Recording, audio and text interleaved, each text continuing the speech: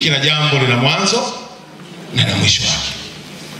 Ninamshukuru kwa sababu aliniamini katikati ya watu wengi ambao walikuwa na minong'ono mingi na wenye nguvu nyingi ya kutaka kukandamiza, kwa sababu nami nimepita kwenye mapambano makubwa.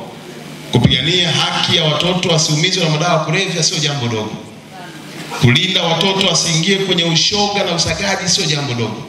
Wenye nguvu walipambana, lakini Daktari Samia Suluhu Hassan akaziba masikio.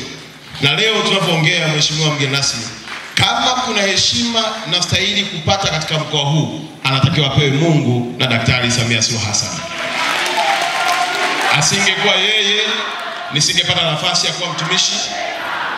Asingekuwa yeye, nisingepata kugusa mioyo ya watu. Na inawezekana asingekuwa yeye kunipa nafasi hapa, hata ili kongamano leo lisingekuwepo. Kwa hiyo namshukuru sana Mheshimiwa Rais.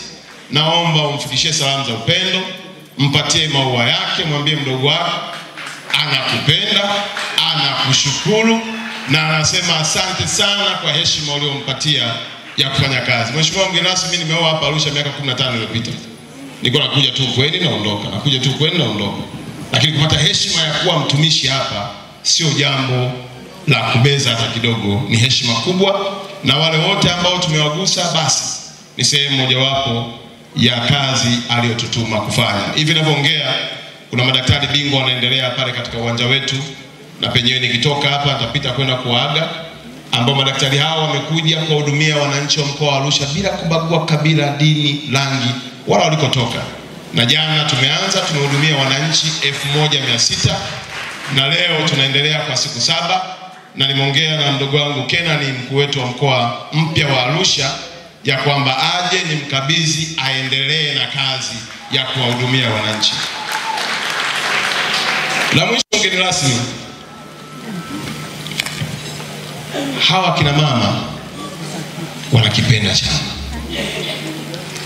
Hawa kina mama wanampenda Daktari Samia.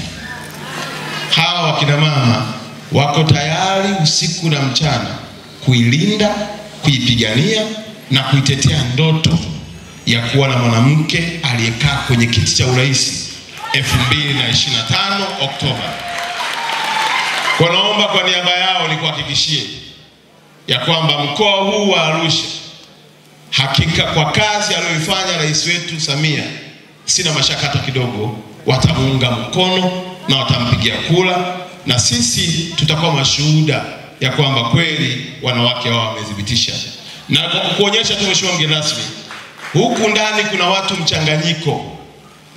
Kazi yangu ilikuwa ni kuwaunganisha watu, sio kuwatenganisha watu. Ninaomba ndugu zangu wa jamii ya Wahindi walioko hapa, kwamba mkoa wa Arusha unampa nafasi kila mtu.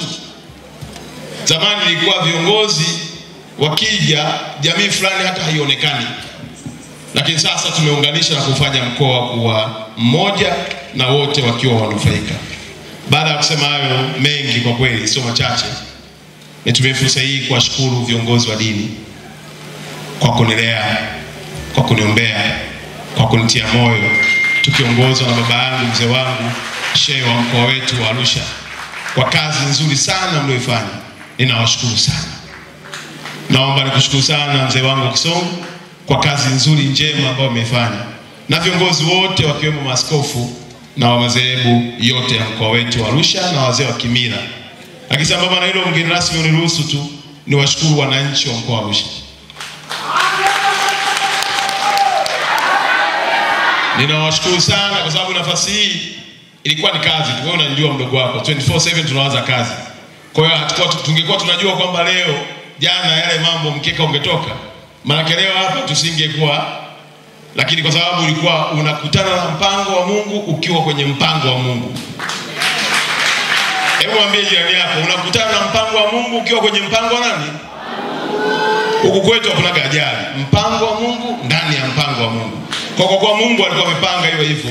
Ninashukuru pia kwa kukubali na kunipa heshima hii ya kuwashukuru. Na washukuru wananchi wa mkoa wa Arusha kwa sababu kubwa mbili. Moja, wana upendo wa kweli.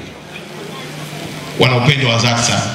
Hakuna jambo Mheshimiwa mgeni rasmi niliwahi kuliitisha wananchi wa mkoa wa Arusha wakaacha kuja. Hata hapa nimeunda kamati, wewe ndio mwenyekiti, wewe ndio katibu, wewe simamia mapambo, wewe fanya, na kila mtu anachakalika kama vile umemwajiri.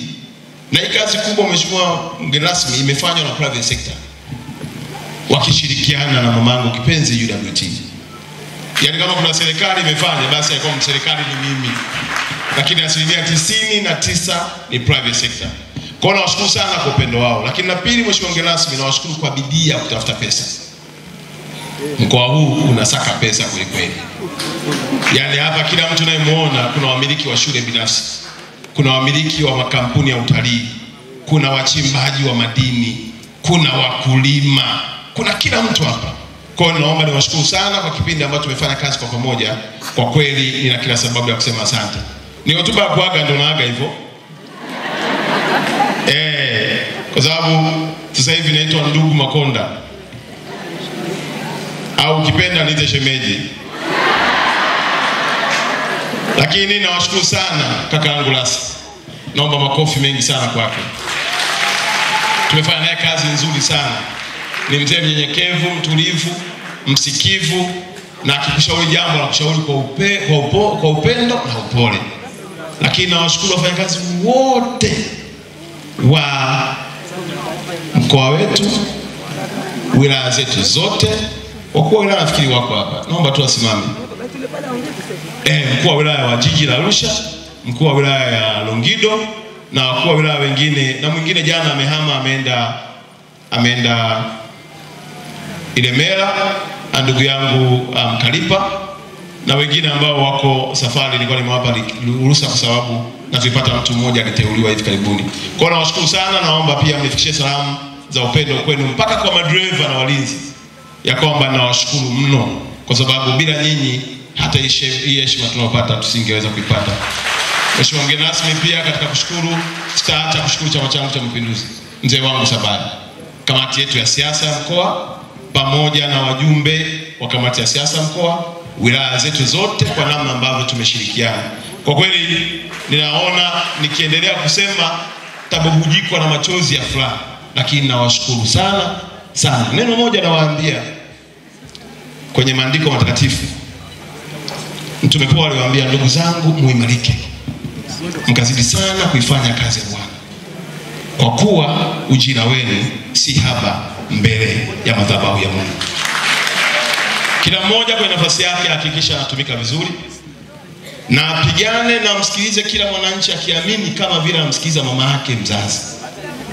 Akifanya hivyo, si tu kwamba atafanyika baraka kwa familia yake, lakini pia atakuwa baraka kwa wananchi. Baada ya kusema hayo, mheshimiwa mgeni rasmi, na kwa unyenyekevu mkubwa, nikijua ratiba